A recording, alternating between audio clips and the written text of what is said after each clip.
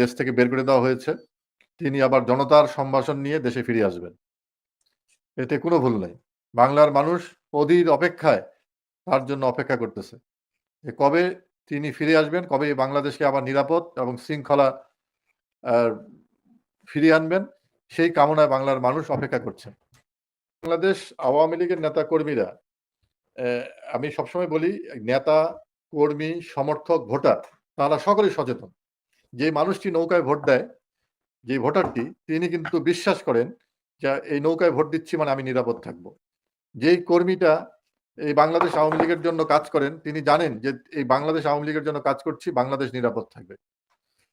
এবং বাংলাদেশ আওয়ামী লীগের নেতারা সেইভাবেই কাজ করেন বাংলাদেশকে নিরাপদ রাখার জন্য। আমরা কিন্তু সেটা প্রমাণ করেছি।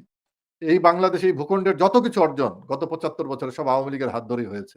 অন্য কোন দল এখানে কিন্তু কোন ভূমিকা সব জায়গায় আওয়ামী লীগ নেতৃত্ব দিয়েছে। আওয়ামী লীগের নেতৃত্বেই হয়েছে। কাজেই আমাদের কর্মীদেরকে কোনো অনুপ্রেরণা, কোনো সাহস দেওয়ার প্রয়োজন নাই। আমাদের প্রত্যেকটি নেতা, কর্মী, সমর্থক, ভোটার সাহসী আছে। তারা সচেতন আছে। কখন কি করতে হবে তারা জানে। আওয়ামী লীগ নেতা নির্ভর দল নয়। আওয়ামী লীগ কর্মী নির্ভর, সমর্থক, ভোটার নির্ভর দল। কাজেই আওয়ামী লীগকে কোনো পথ দেখাতে হবে না। আওয়ামী লীগের নেতা, কর্মী, সমর্থক, ভোটাররা তারা পথ তৈরি করে এবং সেই পথ ধরেই বাংলাদেশ এগিয়ে যাবে। ৫ই আগস্টের ঘটনা ঘটেছে বাংলাদেশকে হত্যা করার জন্য। এটার সঙ্গে তো আওয়ামী লীগের ব্যর্থতার কোনো বিষয় নাই।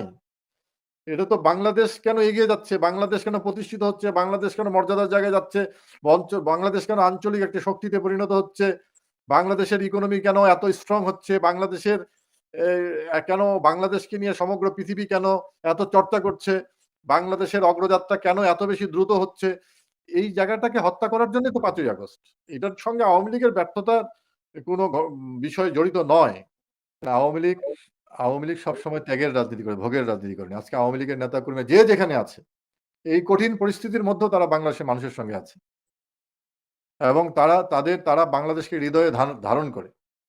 এবং তারা সবসময় এই প্রতিকূল পরিস্থিতির মধ্যে যুদ্ধ করে যাচ্ছে। তাদেরকে কোনো ধরনের ভয়, ভীতি এবং লোভ লালসা দিয়ে আওয়ামী লীগের নেতাকর্মীদের কখনো বশ করা যাবে না।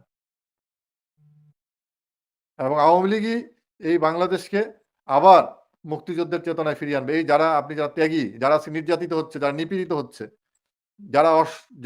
যাদেরকে এইভাবে নির্যাতন করা হচ্ছে, এইটাই তাদের শক্তি। এই নির্যাতন, নিপীড়ন তাদেরকে আরো দেশপ্রেমে আরো বেশি শক্তি যোগাচ্ছে।